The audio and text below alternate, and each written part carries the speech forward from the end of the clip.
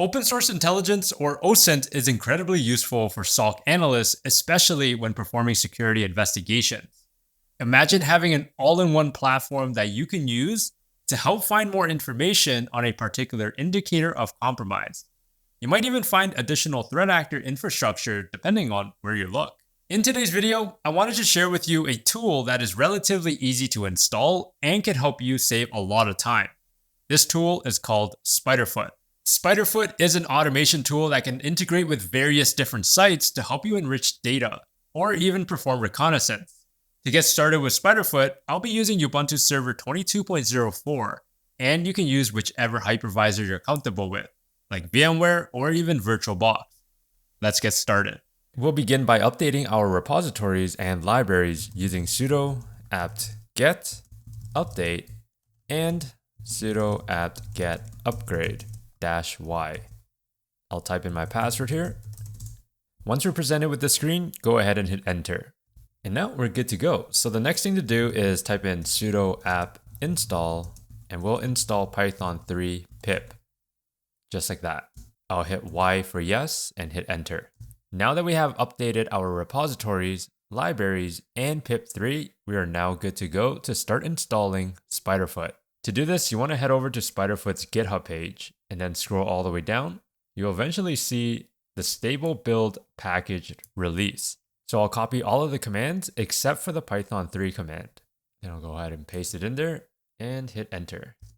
Once that's done installing, I'll just type in ls and we should see the sf.py file, which is right here. And if you don't, just make sure that you're under the Spiderfoot directory. And now I'll go ahead and type in Python 3 /sf.py -l. And now let's type in the IP address of your Ubuntu machine. If you don't know how to get your IP address, just type in IP space A and take a look at your network interface.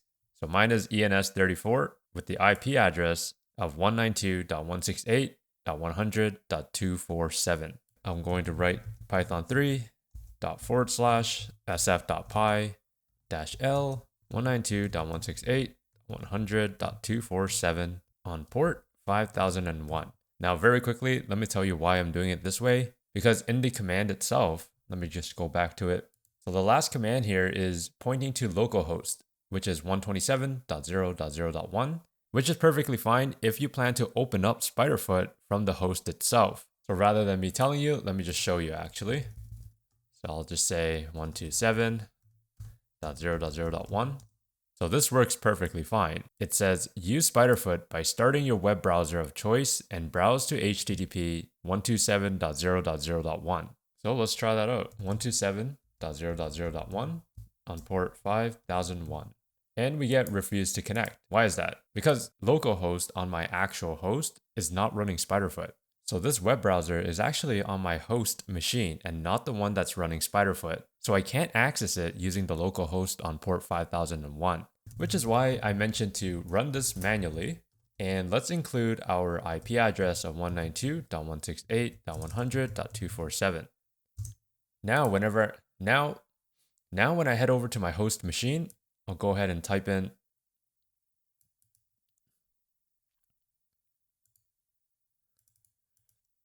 Now, when I head over to my host machine, let's replace 127.0.0.1 to 192.168.100.247.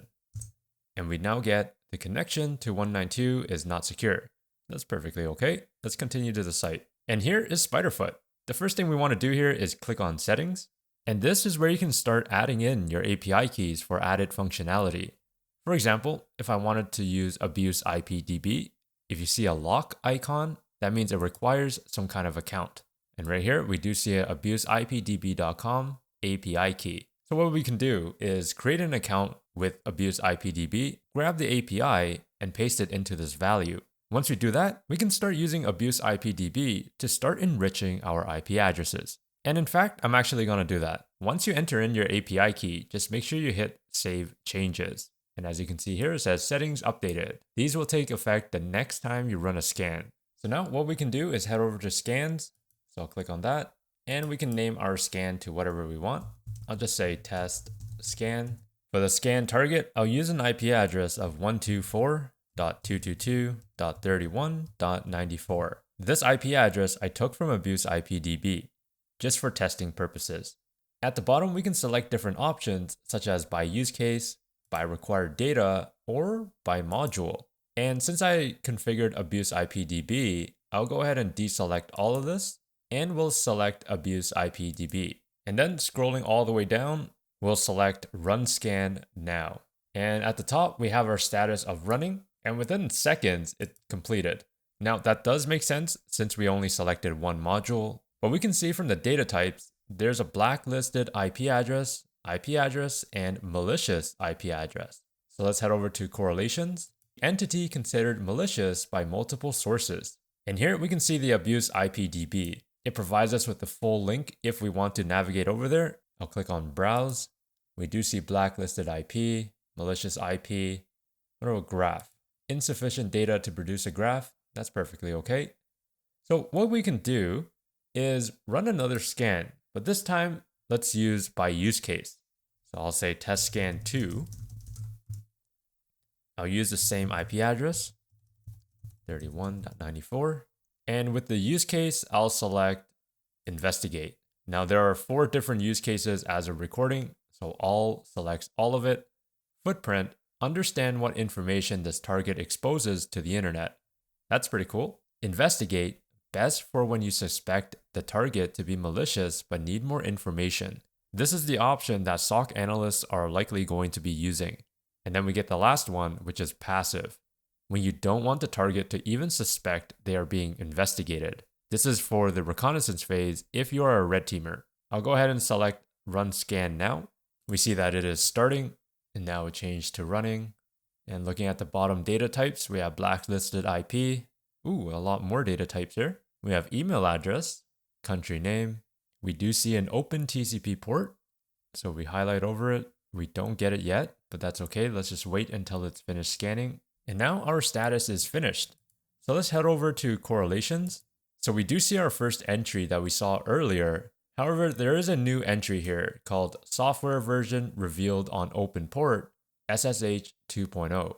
And by taking a look at this, we can infer that this IP address has port 22 opened. Clicking on the first entry that we saw earlier, we get Abuse IPDB that we already know, but multiverse, we have additional context here. SSH attacker.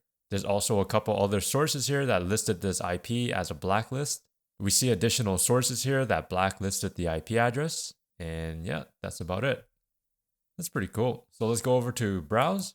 We get our country name. We get our BGP, email address. I'll click on that. And we just get some additional information here, such as this person, Clark Chang at Tencent.com. This is likely the email to report any abuse. And if we go back over to our browse, we can click on country name. So we see that it's China, Shanghai, China. Back to browse. What else is there? The open TCP port banner. So that we saw already, SSH-2.0. And blacklisted IP on the same subnet. So now we can see a wider scope. Looking at the bottom, we see a text called CI-bad guys. And yeah, I think that's about it. Let's click on graph. So we see a red here. This is our IP address. And we see all of the entities that are related to that IP address.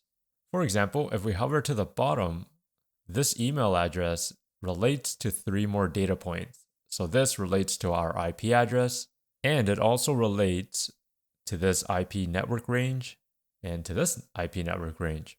Hopefully, by showing you a quick demo of Spiderfoot, you can begin to see how powerful this tool can really be. If you are a red teamer or even a SOC analyst, do think about installing this tool to help you in your reconnaissance phase or investigations.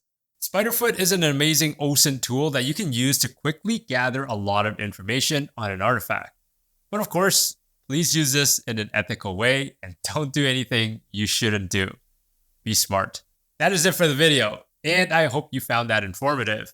If you did, let me know by hitting that like button and subscribe if you want to. Remember to stay curious and do things differently.